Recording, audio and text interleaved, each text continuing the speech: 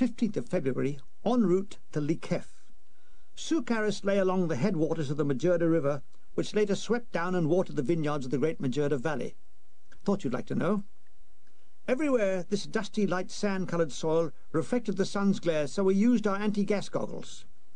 Everywhere seemed parched, and on this, the 4th day of driving, our faces were sore. The horseflies!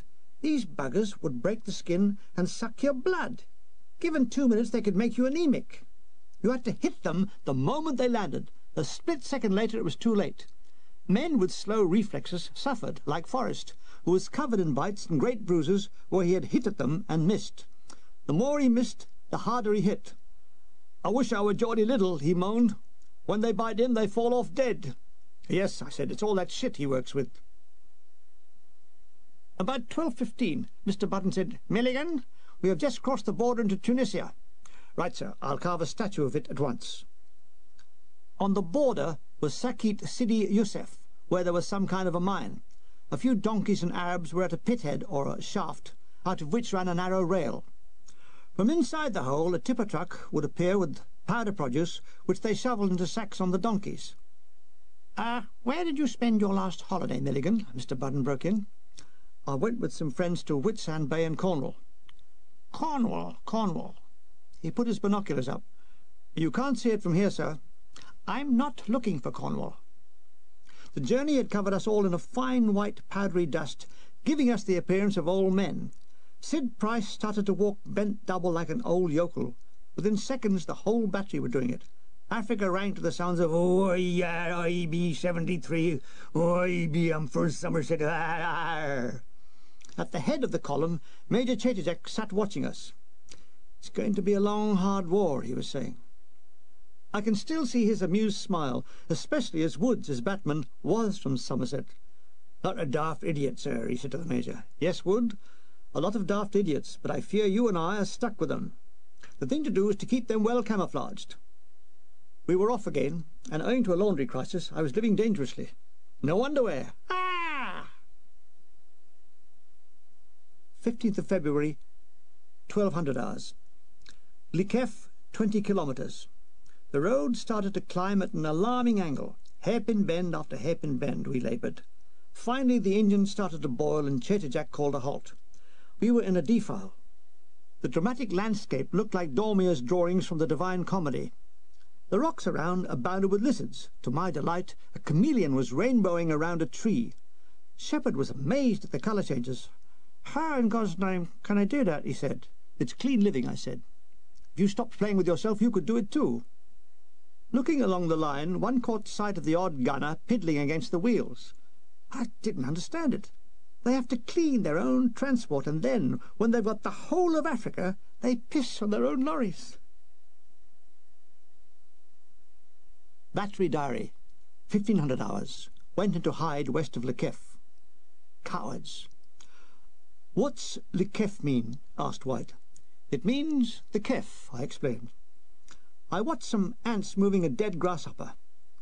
"What are you doing?" said Edgerton, with the tea mug welded to his right hand. "I was watching ants."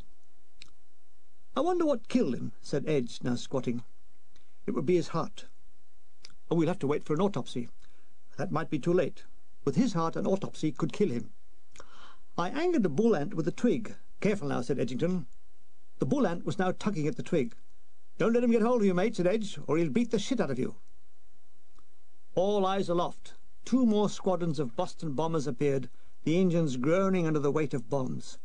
How clean it all looked up there. By sundown, we were all pissed off doing nothing. Officers tried to occupy us with things like, "Do that top button up." They were then hard put to think of something to do next. They settled for, undo that top button. "What's the time?" said Gunner Chalky White. "You want to know the time?"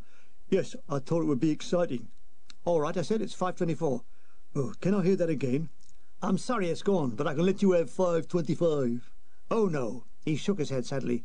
"I like the old times better." I wrote a few letters. The one to Louise made me so hot I had to lie down in the shade. I tell you, bromide was useless. Milligan. "Hello, Houston Control. Descending for soft landing on Louise." Base. "What's it look like?" Milligan. "Ah! Knickers! Knockers!"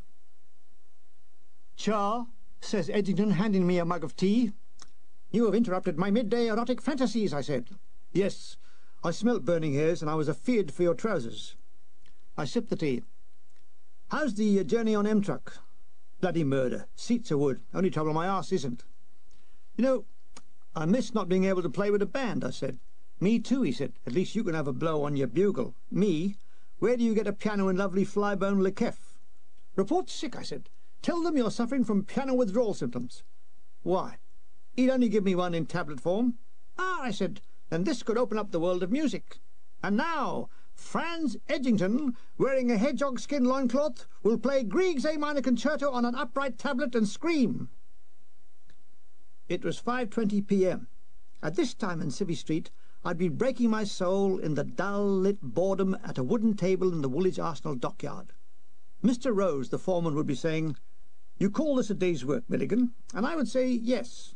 About now, they'd all be thinking of 5:30 and tucking their little thermos flasks and little cardboard briefcases and folding up the grease-proof paper for tomorrow's sandwiches.